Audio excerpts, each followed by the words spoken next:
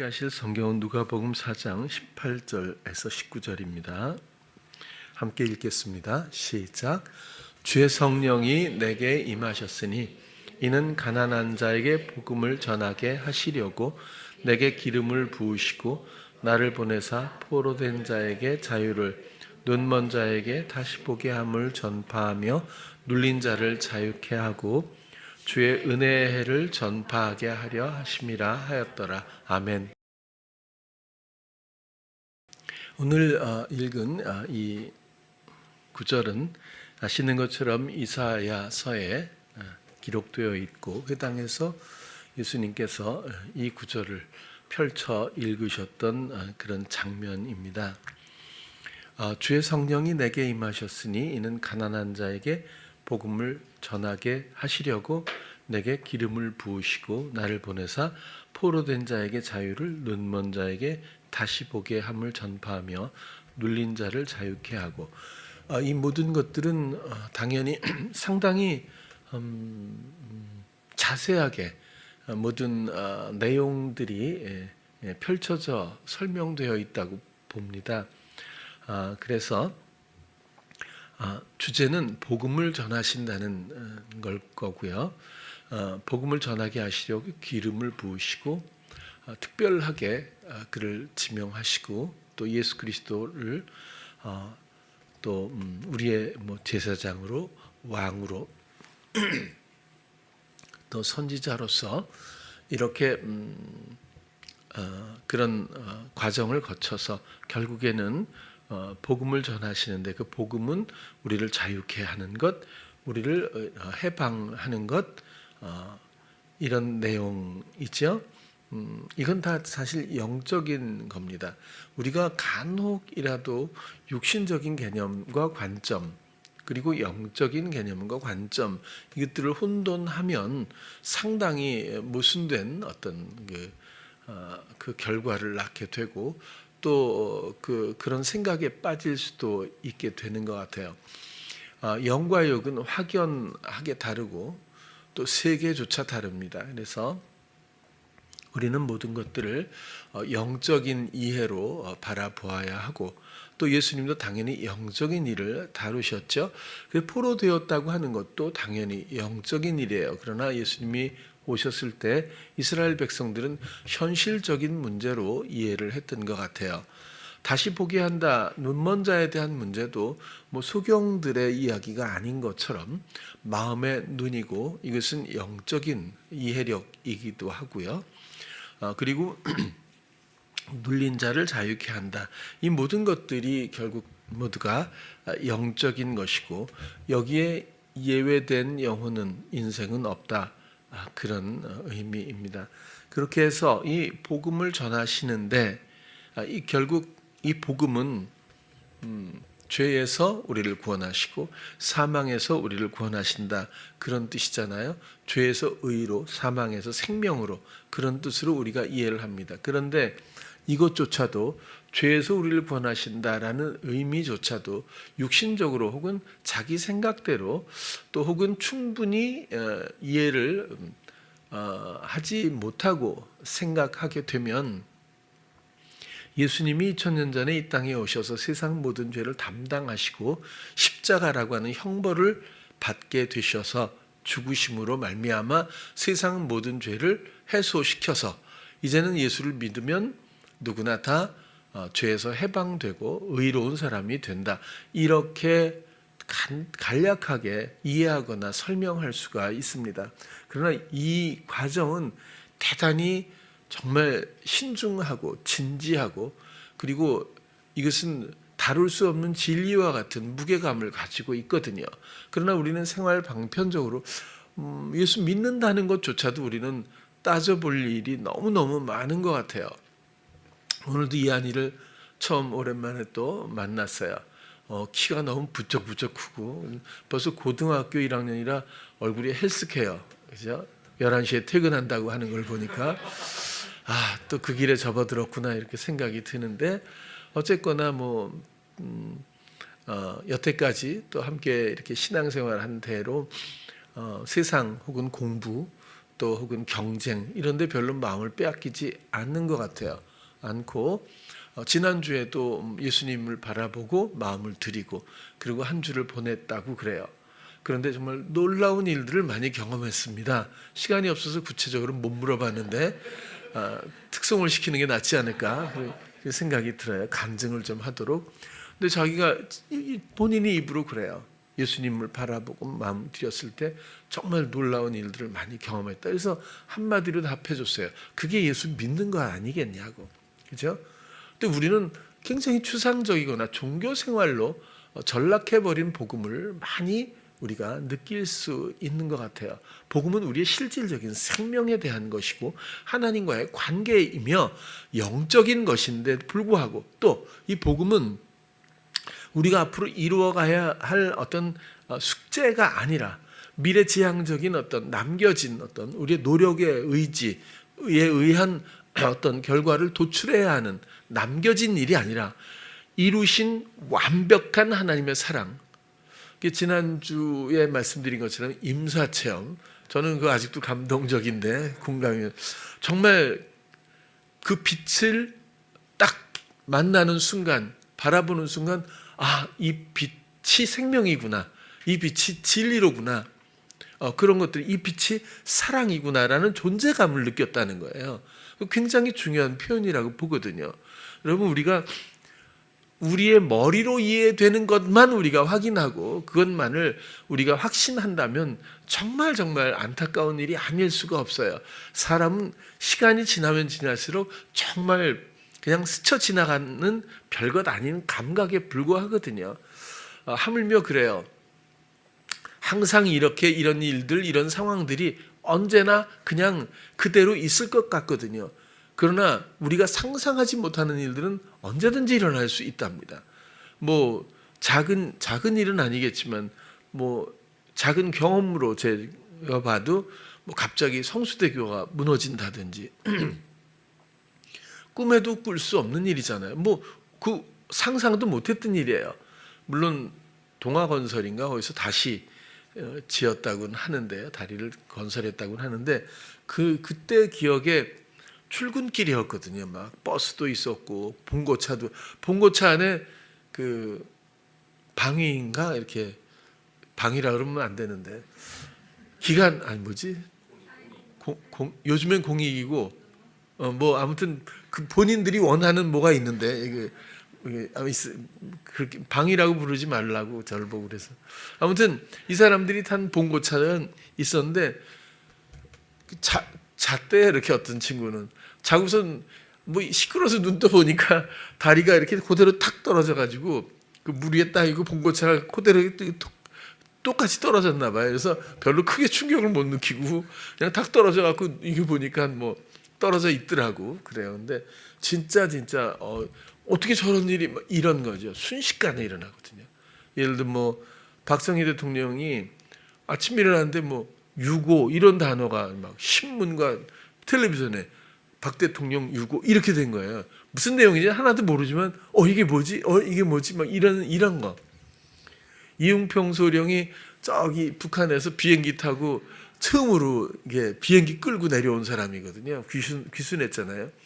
실제 상황이라고 막 난리가 나가지고 막 가게들 뛰어와서 라면 사느라고 이 사람들이 그때도 그 분위기에 묘함이 있어요. 그런 거. 또 산풍 같은 거 있잖아요. 저도 그때 교대 근처에 있었는데 갑자기 그 산풍이 그냥 주저앉는 바람에 백화점이 옥상에 그 무거운 에어컨 물탱크 이런 무거운 걸 다 그냥 갖다 옮기다가 무게를 못 이겨갖고 그냥 주저앉아 버렸잖아요. 밑에까지. 그래갖고 간신히 살아난 사람들도 있었죠. 그렇죠?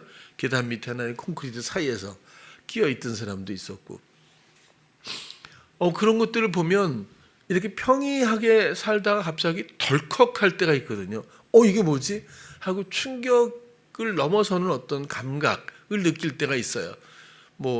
청년들은 별로 그런 시절을 잘 안 살아서 잘 어떨지 모르겠는데 이게 한 인생에서 일어나는 어쩌다가 만나는 이런 정도로 끝나는 일일까요? 우리는 언젠가 몸을 벗을 때 가장 놀랄 수 있다고 봐요. 이럴 수가, 이런 게 있었구나. 이렇게 다른 무언가를 반드시 만날 수밖에 없습니다. 우리가 지금 육신적으로 살면서 갖고 있는 감각에서 모든 것들이 끝나는 건 전혀 아니죠. 이건 모두가 동의하리라고 봐요. 그렇다면 그 무엇이 있지만 우리는 다 알지 못해요. 그래서 가장 하나님의 아름다운 방법이 성령이라고 본 거예요. 우리를 그 완벽한 빛 가운데 느껴지는 정말 완벽한 사랑, 그 완벽한 사랑이 지금도 완벽하게 이루어져 가고 진행되고 있다는 것, 그런 표현들. 지금 우리가 다른 가치관을 갖고 또 다른 것을 추구하고 또 아니면 육신적인 어떤 이런 생활의 내용 혹은 기대감 혹은 바람, 원하는 것과 세상의 요구, 이런 것들에 의해서 우리의 마음을 주로 내어주며 어찌 보면 끌려가는 삶을 살 수도 있을 거예요. 잘못됐다고 이야기하는 건 아닙니다. 하나님의 사랑 앞에서 잘못된 건 없습니다. 그런 것은 아니고 언제 이 완벽한 사랑을 앞으로 돌아오겠느냐 하는 것만 남아있는 거죠. 돌아오는 사람이 있고 돌아오지 못하는 사람이 있다면 그것도 긍휼한 영역으로 아마 하나님은 보실 거라고 생각이 들어요. 그래서 복음이라고 하는 것이 죄에서 의로, 사망에서 생명으로라고 하는 이 건조한 어떤 형식적인 표현으로 끝나는 것이 아니라는 겁니다. 하나님의 완벽한 이런 사랑과 이런 의로움과 이런 진실과 진리, 이 생명, 이 영원성, 그리로 우리를 인도하시려고 하는 거죠. 그게 복음입니다. 그리고 이것은 우리가 몸을 벗고 나서 많이 일어나는 것이 아니라 지금 이 순간에 어느 누구라도 마음과 영 가운데서 얼마든지 경험하고 소유할 수 있는 일이라고 하는 것, 그것 때문에 성령이 우리에게 오셨고, 모든 것은, 복음은 처음부터 끝까지 성령으로 말미암아 또 성령에 따라서 이루어졌다. 성령으로 말미암았다고 하는 것, 그런 것들을 우리가 또 이해할 수가 있어요. 예수님의 사역도 예수님이 쫙 태어나셔서 어렸을 때부터 내가 하나님의 아들이야, 일로 와, 다 고쳐줄게, 어린아이가 이러고 돌아다녔던 기록은 없어요. 예수님도 세례 요한에게 세례를 받으신 후에 모든 사람들의 죄를 대속하시는 예수님의 대표성에서 세례라고 하는 것은 옛사람의 죽음이라고 하는 절차를 거쳐서 그 다음 성령이 임하시는 거예요. 세례가 없이 성령이 주장하실 수가 없잖아요. 주장자는 하나일 뿐이고, 주장자가 나면, 주장자가 사단이면 왕이 둘일 수 없는 나라인 것처럼 성령의 주장하심이 제가 볼 때는 성립이 안 되잖아요. 세례를 받고, 세례라는 것이 뭐죠? 요단강에 완전히 뒤로 이렇게 잠궈서 그 숨이 이렇게 가쁠 정도로 그렇게 놔둔다고 해요. 그래서 나는 죽었다라고 느낄 어떤 그런 절차를 거쳐서 다시 이렇게 세운다고 하는데, 어쨌든 옛사람의 죽음이라고 하는 것, 이전에 그냥 들리는 생각에 따라서 또 내가 마음에 원하는 것에 따라서 그렇게 살았던 허망했던 그런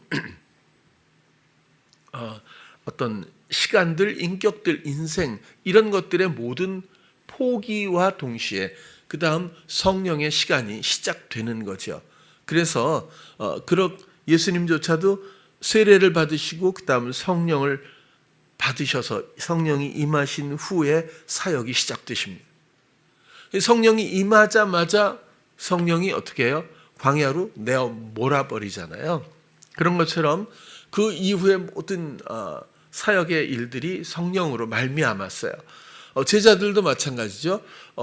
마가의 다락방 이전까지는 전혀 신뢰할 수 없는, 그죠? 아주 평이하거나 평균 이하의 그 어떤 성정을 가진 이 제자들, 이지만 마가의 다락방의 성령의 임재, 그 이후에는 전혀 다른 그런 모습들을 보여주고 있었어요.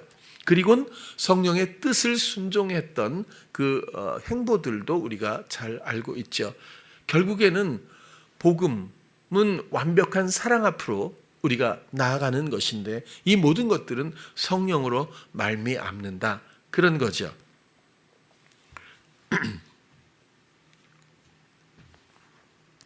성령으로 말미암는다는 것을 조금 더 우리가 구체적으로 나누어서 생각한다면 첫 번째로는 성령이 주시는 감각을 따라서 행하는 것, 그것이 성령으로 말미암는 것일 거예요.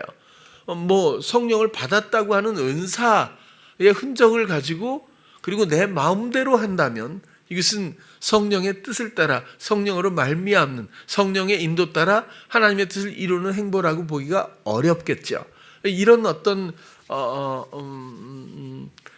정리되지 않은 신앙의 모습들이 우리에게 얼마든지 있어요. 잘못됐다는 것이 아닙니다. 이런 것 듣자마자 맞아, 그게 잘못이야 이렇게 생각하는 것 자체가 시험입니다. 왜냐하면 우리는 그럴 입장도 아니고 또 나 자신을 바라보는 것조차 바쁘지 않습니까? 이제 할 것도 많고. 근데 이런 이치가 잘못되었다든지 이런 사람이 잘못되었다든지 이런 관심사는 제가 볼 때 상당히 낭비적이라고 봐요. 어쨌거나 성령이 주시는 감각을 따라 행하는 것, 이것은 굉장히 중요한 하나의 원리인데 이전에는 내 감각을 따라서 살았습니다. 내 마음에 어떤 솟아나는 어떤 생각과 정서, 감정, 원하는 것, 이런 것들이 가치관, 추구하고자 하는 어떤 열정이나 의지, 이런 것들이 우리가 살아있는 동안 우리 마음속에 당연히 자리 잡고 있었어요. 중요한 것은 이런 것들이 나의 인생을 주도했다는 겁니다. 나의 모든 행실을 시도하게 만들어 왔다는 겁니다. 그러나 우리의 주인은 당연히 창조주 되신 하나님이시고 하나님이 주장하셔야 마땅한데 그것을 저버리는 것이 인간이었습니다. 이것이 죄죠. 그러나 이것을 이제 되돌리기 위해서는 우리는 못합니다. 우리가 그만두는 것의 세례를, 그 다음 성령의 임하심으로 성령이 우리를 주장하실 때에 이 모든 것들이 회복된다는 원리이죠. 그래서 성령으로 말미암는다는 것은 어떤 은사적 체험을 넘어서서 모든 삶의 주장이 결국 성령이 하셔야 맞다는 거예요. 그래서 마음의 말씀을 또 생각의 말씀을 두고 입의 말씀을 두겠다고 하셨던 게 마음과 생각과 입, 그 다음에 모든 감정들 느끼는 걸 믿어지게 하고 알게 되고 생각나게 하고 이런 모든 또 말씀하시고 교제하고 느끼게 하고, 그죠? 이런 모든 감각을 따라서 우리에게 조금도 오차 없이 우리를 친절하게 인도하고 계신 성령에 대한 우리의 반응은 어떤지를 보아야 마땅하다는 거예요.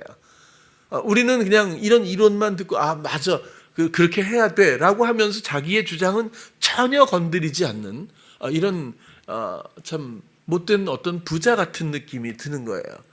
나의 것을 전혀 건드리지 않아요. 죽기는커녕 이것을 보존하고 나머지만 가지고 어떻게 해보려고 그런 생각을 하는 것 같아요. 하나님의 완벽한 사랑 앞에 아직도 시험의 모습을, 우리가 회방의 모습을 갖고 있을 수 있다, 그런 의미입니다. 그래서 우리의 신앙생활도 나의 생각, 나쁘다고 생각하지 마시고요. 이 나의 생각대로 믿는 게 사실 너무 많아요. 그래서 모든 신앙관들을 어떤 정리해서 이야기하라고 하면 사람마다 거의 다를 겁니다. 같은 가치관을 갖기가 굉장히 어렵고 또 어떤 교회가 있으면 그 목사님의 영향을 굉장히 많이 받는 것도 사실인 것 같아요. 그런데 왠지 모르게 동질감도 있지만 우리가 이질감도 가질 수도 있을 때가 있어요. 사실은 목사님들끼리도 그렇거든요. 그러니까 이게 나쁘다는 게 아니라 이런 모든 것들이 일치하지 못하는, 사랑은 하나잖아요. 근데 모든 것들이 사랑으로 시작해서 사랑으로 이어지고 있고 사랑의 귀결인데 우리는 사랑의 또 전도사들임에도 불구하고 우리가 사랑의 증거가 되어야 함에도 불구하고 우리의 생각이 다르다고 하는, 우리의 삶이 다르다고 하는 것은, 방향이 다르다고 하는 것은 아직도 우리의 주장이 남아있다는 뜻이기도 하거든요. 굳이 예를 든다면 우리의 이해의 부분에서 여러분 노아가 얼마나 대단한 사람입니까? 어떤 면에서 이 세상 모든 사람들이 다 죽었어요. 그것도 뭐 그냥 사고로 죽은 게 아니잖아요. 하나님이 죽여버렸어요. 그냥 그죠? 이 세상 모든 호흡이 있는 것도 그냥 싹 죽여버렸단 말이에요. 그것도 하나님의 심판으로. 근데 살아남은 사람이 누구예요? 노아거든요. 그는 당대의 의인이에요. 진짜 하나님이 노아 때문에 그 8명의 식구들을 살리셨잖아요. 이 노아가 이만큼의 의로운 대표성을 갖는 사람입니다. 근데 이 사람이 혼술을 즐기지 않았습니까? 그 굉장히 위험합니다. 사실은 빨리 취하고 그리고 주사도 많아지고 이게 뭐 이렇게 주거니 받거니가 아니라 아무튼 이런 얘기해서 죄송합니다만은 한 번만 먹은 것 같지 않아요? 저는 뭐 먹어봐서 그런 얘기하는 게 아니라 노아는 어쩌다가 실수한 건 아니라고 봐요. 근데 왜 그런 걸 성경은 의와 죄로 다루질 않는지 그렇지 않아요? 누가 노아만 하겠어요? 하나님 앞에. 근데 우리는 전 어렸을 때부터 술 먹으면 안 된대. 절대로 술 먹으면 그래가지고 진짜 안 되는 줄 알았어요.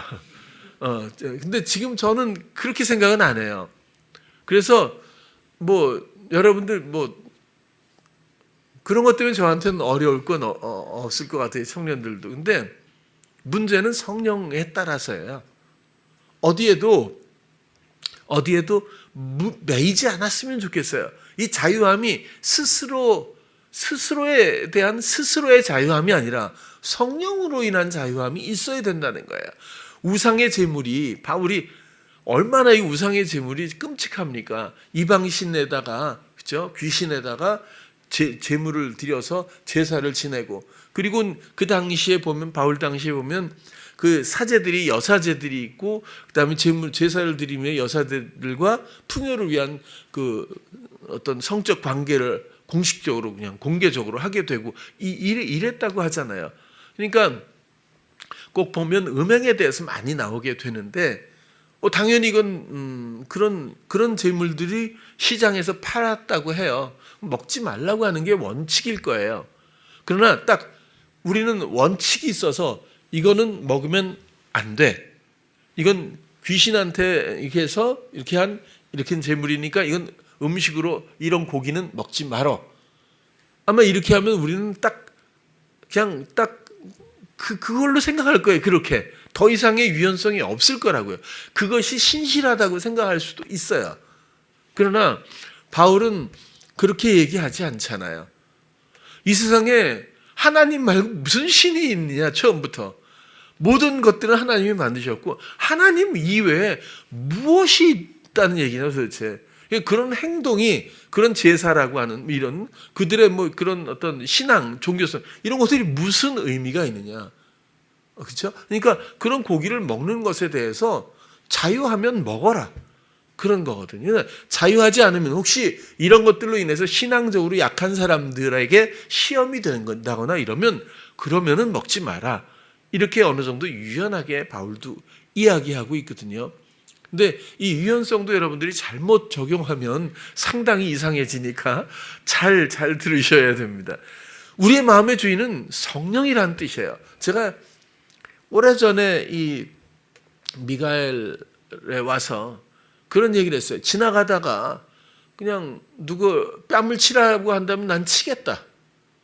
왜냐하면 그것이 주께서 성령이 원하신다면 난 그렇게 하겠다. 왜냐하면 이것이 하나님의 뜻이고 하나님의 신실하신 어떤 뜻이 이루어져 가는 과정이기 때문에. 그러나 이 장면만 본다면 무례하고 폭력적이고 나쁘지만 하나님은 하나님의 뜻을 위해서 각자의 맡은 역할 가운데서 그렇게 보여질 수도 있는 것도 얼마든지 하나님은 활용하시고 선용하신다라고 하는 다양성 때문에 그런 너무 많은 모순된 경험을 너무 역설적인 진실들을 많이 경험하다 보니 그런 생각이 어떻게 제가 이야기하게 되더라고요. 그래서 모범적인 것만이 정답이다라고 하는 이런 답답한 어떤 진리 같지만 꼭 그렇지도 않은 이 경직된 신앙관들이 우리가 얼마든지 있을 수 있다는 거예요. 안식일을 지켜라, 이거 하나님이 말씀하신 거잖아요. 근데 하나님이 육신을 입고 이 땅에 오셔서 왜 안식일을 안 지켜요? 이런 것들은 어떻게 누가 설명해 줄 거냐고요. 이 모든 것들이 안식일을 지키고 하는 것은 안식일의 의미를 먼저 알아야 하거든요. 하나님이 이 땅에 오셔서 제물이 되신 후에 그 다음 그 안식일 동안에는 어떠한 수고도 용납하지 않는 하나님만의 정말 고요하고 아무도 움직이지도 않고 일하지 않는 이 시간, 거룩한 안식일입니다. 새 생명들이 피어나기 직전에 하나님이 6일 동안의 수고가 마쳐지고 죄악의 모든 일들이 끝난 그 다음에 하루를 두셨거든요. 텀을 두시고, 그리고는 새 생명들로 전부 일어나게 되잖아요. 사랑이 꽃피우는 하나님의 새로운 나라가 안식일 이후에 안식 후 첫날부터 시작되는 거거든요. 아무도 거기에는 범접할 수도 참여할 수도 없고 모두 누구든 일하면 안 된다고 저는 생각이 들어요. 그러면 안식일부터 그 의미가 있잖아요. 이 사랑과 너무 이 생명에 대한 소망과 완벽한 사랑을 위한 하나님의 헌신과 그 고결한 텀에 대해서 누가 이해를 하겠나 싶어요. 안식일을 거룩히 지켜라 그러면 그 시간을 지키려고 하는 경직된 생각으로 하나님의 마음을 이해하진 못할 수도 있다는 그런 이야기거든요.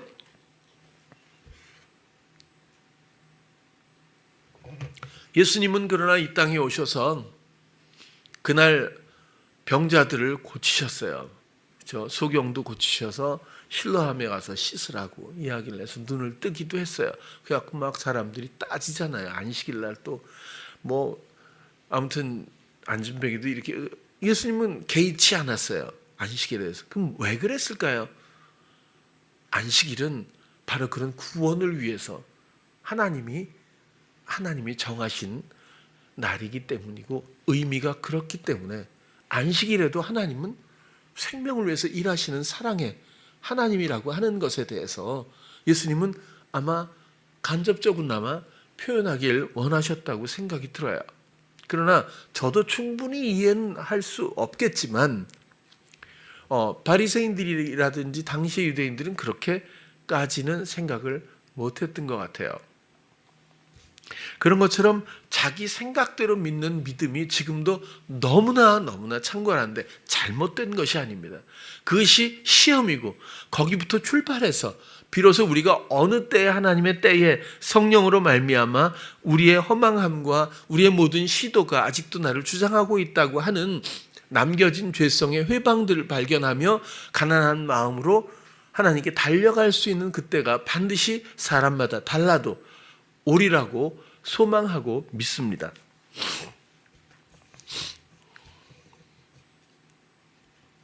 그래서 성령은 우리의 모든 감각에 계시면서 우리를 주장하기 원하신다라고 하는 기본적인 이런 영적인 원리를 우리가 잘 이해하고 언제나 마음에서 성령의 주장하심 그리고 감각 되심을 소망하고 기대하며 우리가 마음을 드려야 된다고 생각이 들고요. 우리의 생각이 있는가 하면 성령께 향했을 때 소망하며 마음을 내어드렸을 때마다 우리에게 주시는 생각이 있다고 하는 것, 할 말이 생각나게 하잖아요. 또 알게, 아까도 말씀드렸지만 모든 감각의 주장자가 되시는 성령께 우리가 온전히 위임하는 믿음이 반드시 있어야 합니다. 마태복음 10장에도 보면 그런 말씀하시잖아요. 말하는 이는 너희가 아니라 너희 속에서 말씀하시는 자, 우리 속에서 말씀하시는 자, 곧 아버지의 성령이신다. 말하는 이가, 말은 우리가 해요. 그러나 말하는 이가 우리가, 주체가 우리가 아니라 우리 속에서 말씀하시는 자, 성령이 말씀하게 하신다라고 하고 그 말의 주인은 성령이다라고 하는 성령과 우리의 관계를 우리가 확고히 이해를 했으면 하는 거예요. 성령은 우리 안에 계시고 우리의 모든 감각으로 말미암아 우리를 이끌어 주신다고 하는 것을 우리가 잘 정리했으면 좋겠고요. 두 번째로는 성령으로 말미암는다는 것은 복음은 성령으로 말미암지 않습니까? 새로운 생명은 성령으로 말미암는데 성령으로 말미암는다는 것은 두 번째로 성령의 인도를 받는다는 거죠. 성령으로 말미암는다는 것은 성령으로 인도를 받는다고 말씀드릴 수가 있는데요. 제자들도 한번 보면 사도행전 8장 29절 성령이 빌립더러 이르시되 아주 그냥 선명하거든요. 그렇죠? 성령이 이렇게 이런 징조를 주셔서 이런 게 아니에요. 성령이 이르시되 이 병거로 가까이 나아가라 하시거늘. 전도도요, 여러분 우리가 전도합시다 이렇게 하는 게 아니라 모든 순간 성령이 이끄시는 대로 우리는 성령이 하시는 일을 모릅니다. 지난주에도 바람이 임의로 불되 이렇게 했잖아요. 성령이 원하시는 대로 그대로 행하시는 모든 일들에 대해서 우리는 어디로 가고 어디서 와서 뭘 어떻게 하고 어떻게 하시는 이런 걸 알 수가 없죠. 우리의 삶은 순간입니다. 내일은 내일의 회방이 충만히 있겠지만 우리는 모든 순간마다 성령의 인도 따라서 감각을 통해서 우리가 준비되고 느껴지고 알게 되는 아주 쉬운 보물찾기와 같은 그런 길들을 찾아 들어가는 것, 찾아 걸어가는 것, 이런 것들이 성령의 인도 따라가는 성도의 모습이라고 생각이 들어요. 빌립이 이건 이디오피아에 4시가 있을 거니까 그걸 몇 시에 지나갈 거니까 그 시간에 내가 미리 가서 기다렸다가 얘가 지나가면 내가 불러서 이런 게 전혀 아니라는 거죠. 뭘 알고 하는 게 아니라 성령이 빌립더러 이르시되 이 병거. 그전엔 또 이 내시는 또 막 읽는데 이게 성경을 아무리 읽어도 모르고 있거든요. 그런 장면을 또 그런 상황을 연출시켜 놓으시고 하나님이 하시는 일이 그렇잖아요. 또 빌립은 가다가 야 저기 가. 그럼 또 가잖아요. 가면 또 알게 하신다. 이거 뭐지? 그래서 그 내용을 설명하고 거기서 세례를 주게 되잖아요. 그렇게 전도가 또 되는 거죠. 또 성령에 이끌려서 이렇게 충분히 설명하고는 호련히 사라져가는 그런 기록도 뒤어 나오긴 하는데 또 사도행전 10장 19절에도 보면 베드로가 그 환상에 대해 생각할 때에 성령께서 저더러 말씀하시되 두 사람이 너를 찾으니 이방인에 대한 이런 어떤 그 인도하심이 있어서 아주 명백하잖아요. 저더러 말씀하시되 두 사람이 너를 찾으니까 이게 따라가서 뭘 어떻게 이게 구체적으로 그 순간에 그죠? 환상을 봤을 땐 몰랐을 거예요. 환상을 딱 보면 딱 나타나셔서 자, 이 환상으로 말할 것 같으면 이렇게 이런 의미가 있을 거 앞으로 몇 시에 어떻게 보면 이렇게 앞니를 성령은 별로 말씀하시지 않아요. 우리가 궁금하다고 해도 어느 때에 그 감각을 따라서 주로 말씀하시는데 난 못 듣는데 그럴까 봐 제가 그래요.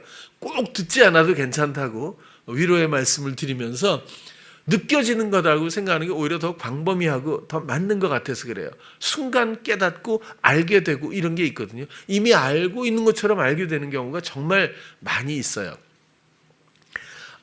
또 보면 갈라디아서 5장 18절에도 보면요. 너희가 만일 성령의 인도하시는 바가 되면 율법 아래 있지 아니하리라. 이거 무슨 뜻이에요? 아까 똑같아요. 안식일도 그렇고요. 우리가 성도로서 지켜야 할 것들이 거의 율법화되어 있는 것들도 너무 많아요. 그런데 하나님이 몸을 입고 이 땅에 오셔서 안식일을 지키지 않으셨던 것과 유연하게 그 순간에 하나님의 뜻은 이렇게 율법 이미 기록되어 있고 정해진 어떤 하나님의 말씀의 뜻에 국한되지 않는다는 거예요. 언제든지 유연하게 하나님은 다양하게 우리에게 알게 하시고 말씀하시는 분이죠. 그래서 그 순간의 성령의 뜻과 인도하심, 이것이 성도의 삶에서 굉장히 중요한 기본이라고 기초라고 생각이 들어요.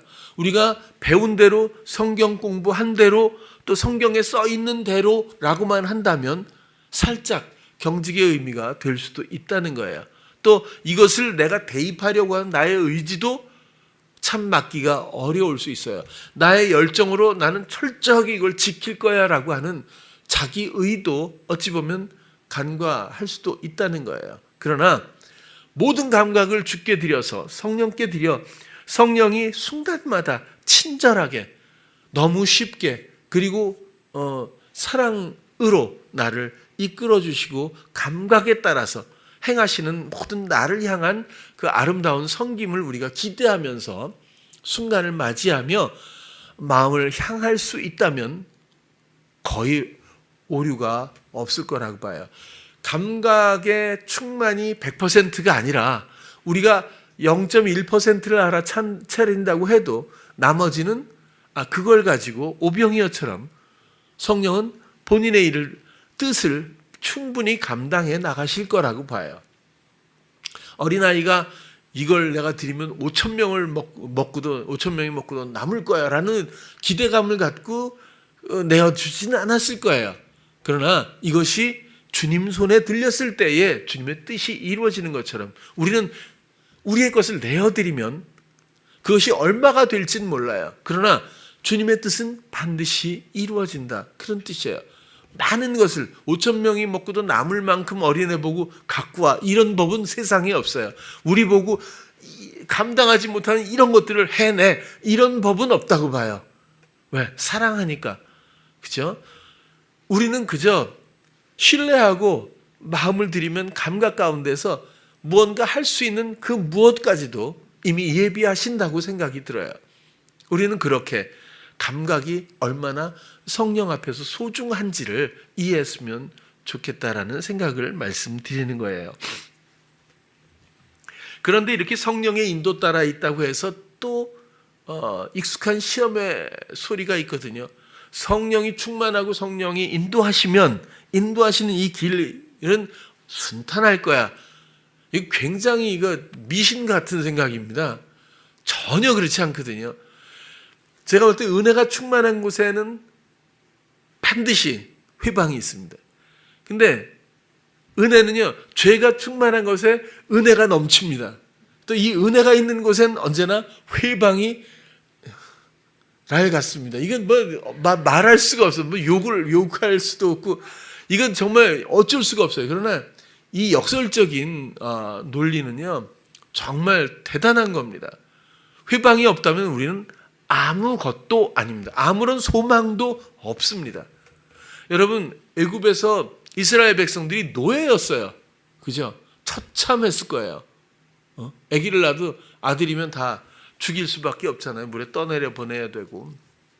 그리고 갈수록 핍박이 심해지고 노예로서 어떤 희망에 신락 같은 희망조차 없는 절망적인 끔찍한 이런 생활이었기 때문에 하나님의 나라로 나아갈 수 있었던 거예요.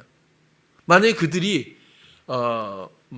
모두 이민을 받아들여서 어떤 지역에서 소수민족으로서 국민으로, 애국 국민으로, 시민으로 살면서 정말 대우를 받고 충분하게 동화되었다면 모세가 아무리 가서 외친다고 해도 모세가 아마 수장되든지 돌을 맞았을 거라고 봐요. 그러나 그들이 노예였기 때문에, 절망적이었기 때문에 그들은 인도를 받았고 그리고 하나님 나라로 나아갈 수 있었다라고 또 생각할 수도 있어요. 그런 것처럼 우리는 회방을 통한 고난을 맛볼 때가 많이 있습니다. 문제는 이런 고난을 맛볼 때, 회방을 맛볼 때의 우리의 영적인 방향성과 이해라고 하는 거예요. 충분히 성령의 근거 위에서, 이건 다 하나님의 허용하신 겁니다. 회방도, 그죠? 사단도 하나님의 창조물입니다. 이런 성령의 근거 위에서 우리가 어떤 회방을 맞이했을 때 우리의 믿음은 견고해질 수 있어요. 우리는 상대적으로 성령에 대해 선명성을 얻을 수가 있을 거예요. 그러나 우리가 이런 경우를 당하지 못하면 우리는 그저 미지근한 것으로 끝나버릴 수도 있을지도 몰라요. 우리가 살면서 성경도 그런 표현을 할 때가 있지만 이길 힘을 준다고 하잖아요. 피할 길도 준다고 해요. 여러분, 싸울 필요가 없다면 이길 힘이 뭘 필요 있겠어요? 그렇죠? 적군이 없으면 싸울 필요는 또 뭐 있겠어요? 그러면 그 말은 우리의 기대감하고는 상당히 다른 거예요. 우리는 이길 힘이 아니라 아예 싸울 일이 없도록 우리 내 인생에 이렇게 이걸 바란다고요. 있잖아요. 피할 길, 그러면 뭐 두려운 게 없으면 피할 일이 뭐가 있겠어요? 그냥 가면 되지. 우리는 우리 길 앞에 평탄하기만을 바라는 거라고요. 그러나 이렇게 해서는 이 넓은 길에서는 아버지께로 나아갈 수 있는 다른 방법이 없답니다.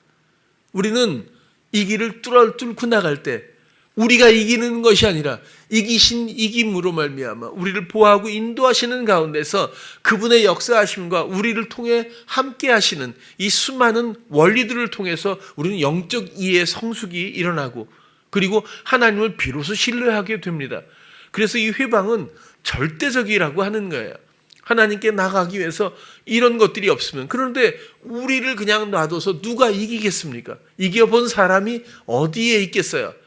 그것을 돕기 위해서 돕는 분으로 하나님의 영이 우리 안에서 우리를 성전 삼고 늘 함께 모든 감각에 우리에게 사랑으로 친절하게 그렇게 우리를 지키고 인도하신다는 거예요. 그래서 성령으로 말미암아 그리스도의 이기심으로 말미암아 우리는 언제나 이길 수 있게 되고, 그 이길 수 있는 그 이김에 대한 우리의 역할은 상당히 미약합니다.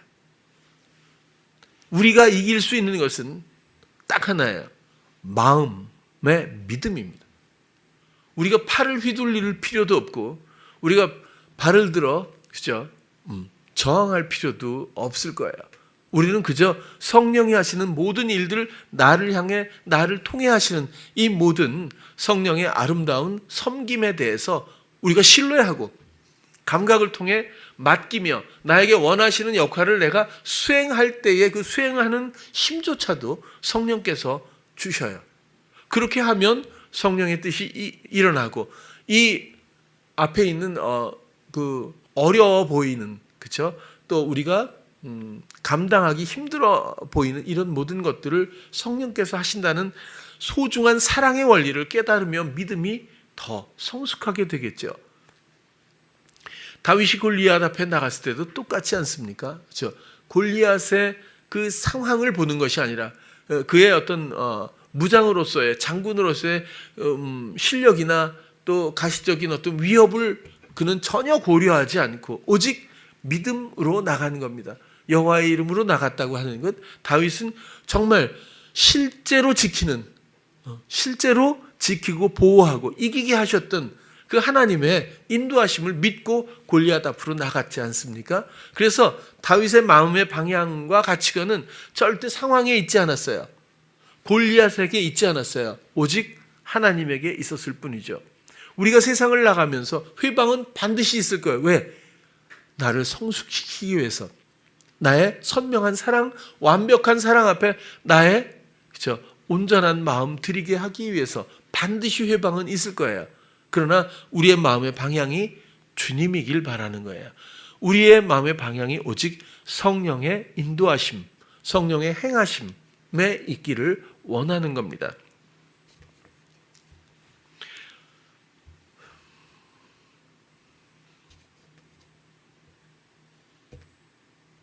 바울도 당연히 누차 말씀드린 것처럼 상당히 많은, 절 보고 전 가끔 그런 생각해요.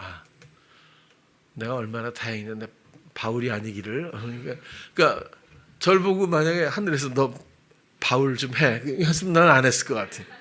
그거 말고 나 차라리 중국동으로 갈게요. 이렇게 하지. 너 딱 바울 해. 너 가서 이렇게 하고 이렇게 한 다음에 이렇게 하는 거야. 그러면 저는 진짜 사양했을 것 같아요. 너무너무 사람을 어떻게, 살아계신 하나님이 사람을 쓰면서 이렇게 고생시키는 법이 어디 있어요, 이거. 그렇잖아요. 근데 참 바울도 대단하다 이런 생각이 드는데, 어쨌거나 그냥 순탄하게 하나님의 뜻을 이룬 법이 없잖아요. 오히려 은혜가 충만한 거예요. 하나님의 뜻이 바울을 향해서 바울이 이루어주기를 원하는, 또 하나님이 하시는 모든 일들에 순복해 주기를 믿음으로 함께 이루어가는 바울을 통한 그 완벽한 사랑의 역사를 이루시기 위해서는 그것이 반드시 필요했다는 거죠. 이 고난이 육신적인 관점으로 보면 아이고 소리가 나올 수밖에 없잖아요. 예수님은 그렇잖아요. 하나밖에 없는 아들 뭐 어쩌고 그러시는데 어떻게 그렇게 죽일 수가 있어? 그래 사람은 아니지만 하나님이 어떻게 이럴 수가 있겠어요, 그렇죠? 이건 그런데 그런 것으로 말미암아 또 사단의 회방과 시험과 조롱과 그리고 죽으심까지 이것으로 말미암아 우리가 완벽한 사랑을 얻게 되는 아주 이상하고도 놀라운 이런 역설적인 모순이 이곳에 복음에는 있다고 생각이 들어요. 여러분 이 세상에서 편한 것만을 원하지 않았으면 좋겠어요. 그렇다고 일부러 고난을 찾는 것 참 위험합니다. 제발 그러지 마세요. 그리고 기도에 대해서 한번 얘기를 하겠지만 기도 잘해야 돼요. 나는 그냥 중언부언할 수 있고요. 그냥 생각 없이 기도하잖아요.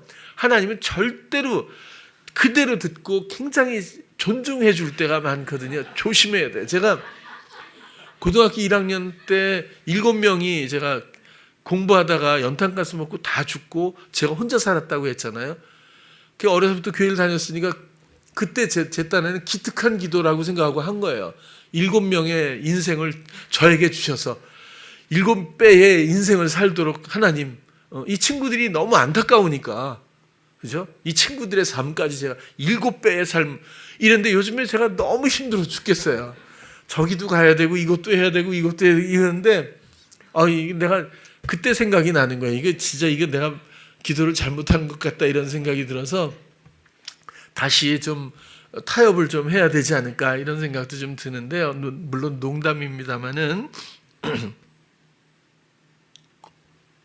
제가 드리는 말씀은 하나님 앞에 마음의 진지함이 있었으면 좋겠어요. 그냥 허구일 뿐인 어떤 삶에 스쳐 지나가는 여러 가지 상황들을 가지고 나의 마음에 원하는 것과 주님을 연결시킨다는 것만큼 어리석은 것은 없을 거예요. 이것은 사랑에 대한 예의도 아니고 이해도 아니기 때문이거든요.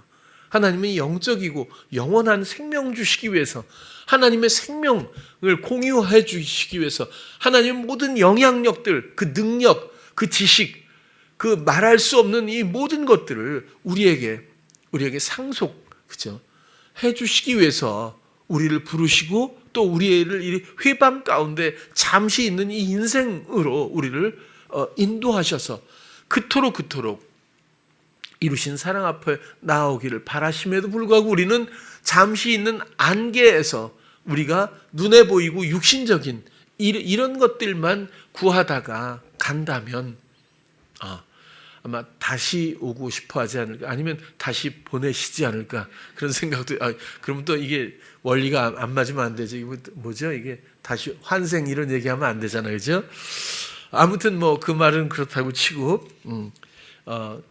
제 얘기는 모든 순간 진실했으면 좋겠어요. 우리의 잘잘못은 필요 없어요. 대신에 진심은 필요해요. 진지함, 진실함, 하나님에게 대해서. 그러면 하실 거예요. 그러면 느낄 거예요. 알게 될 거예요. 그죠? 그렇게 성전 삼으신 성령님과 함께 걸음걸음을 걸었으면 하는 소망으로 말씀을 드려요. 세 번째로는 성령으로 말미암는다는 것은 성령의 하나님의 뜻을 이루신다는 뜻일 거예요. 그렇죠? 성령으로 말미암아 우리가 순종하면 그것이 곧 하나님의 뜻을 이루게 되는 것이다. 하나님은 하나님의 뜻을 이루는 거거든요. 그리고 이것은 결국 하나님의 나라입니다. 우리가 성전이듯 우리는 하나님의 거룩한 나라입니다. 뭐냐 하면 우리의 모든 시간과 우리의 모든 소유와 우리의 모든 마음과 우리의 영을 하나님이 통치하시고 사랑으로 다스리신다 하는 사랑의 관계, 그것이 하나님의 나라입니다. 그리고 그것이 하나님의 뜻이죠. 우리를 위해서 무언가를 건설하고 무언가를 조성하고 뭔가 열매를 맺는 것, 그런 것들을 우리는 하나님의 뜻이라고 생각할 수 있어요. 그러나 저는 그렇지 않아요. 우리가 하나님의 뜻이고 우리 안에 계신 하나님의 뜻을 우리가 순복하는 것이, 그 사랑에 반응하는 것이 하나님의 뜻이라고 생각해요. 우리가 하나님을 사랑하는 것, 그것이 하나님의 뜻이라고 봐요. 하나님의 뜻의 열매는 나이기 때문에 그렇습니다. 여러분들이기 때문에 그래요. 그러나 우리는 세상에서 배운 논리로 보면 어떤 결과물, 이런 것들이 뜻이다라고, 그러니까 얼마나 전도를 했느냐, 이렇게 생각할 수 있다는 거죠. 그러나 그런 것과는 조금 개념의 차이가 있지 않을까, 그런 말씀을 드려요. 오늘 본문에도 보면 19절 보면 신년이라는 얘기는 50년마다 50년이 되면 모든 것들을 원점으로 돌리는 해잖아요. 하나님이 정하셨어요, 법으로. 그래서 땅의 경작도 쉬고, 그렇죠? 노예들도 전부 다 풀어져 버리고 50년 되면 아주 중요한 거죠. 이게 빚도 싹 탕감해주고, 그래서 아예 그냥 처음부터 다시 아무것도 그동안 얽매였던 그 어떤 것도, 어떤 수고도 없도록 만드는 은혜의 해가 50년마다 있다고 하는, 왜 이것이 성령, 복음, 그 다음 은혜의 해가 결론적으로 표현되었을까요? 그렇죠? 은혜의 해. 복음은 언젠간 우리가 얼마나 묶여 사는지 알지도 못하며 살았던 이 인생에서 이런 모든 회방과 또 육신적인 여러 노예, 눌린 것, 자유치 못한 많은 이런 모든 것들, 그리고 우리의 많은 인생의 수고들, 이런 모든 것들이 언젠가는 모든 것들이 끝나고 은혜로 말미암아, 그리고는 새로운 자유인으로서 하나님의 사랑 앞에 서게 될 날이 있다고 하는 예고를 해주셨다고 생각이 들어요. 하나님의 뜻을 이룬다, 이 말은 또 말씀드려서 죄송합니다마는 그 임사, 그 체험에서 이야기했던 대로 그 빛을 마주했을 때 느꼈던 모든 이미 알고 있는 것처럼 순식간에 흡수된 어떤 지식의 장이라고 하죠. 그렇게 얘기하더라고요. 또 그 빛이 사랑이라는 것, 또 진리라는 것, 생명이라는 것, 그런 식. 하나님의 뜻은 우리에게 주신 예수 그리스도입니다. 예수 그리스도가 바로 그 생명입니다. 예수 그리스도가 바로 그 빛입니다.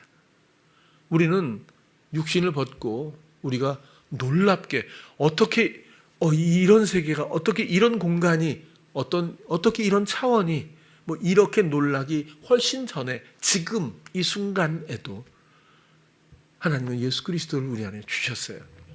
그리스도를 영접한 그 모든 영혼들에게 그리스도께서 말씀하셨어요. 내가 세상의 빛이다.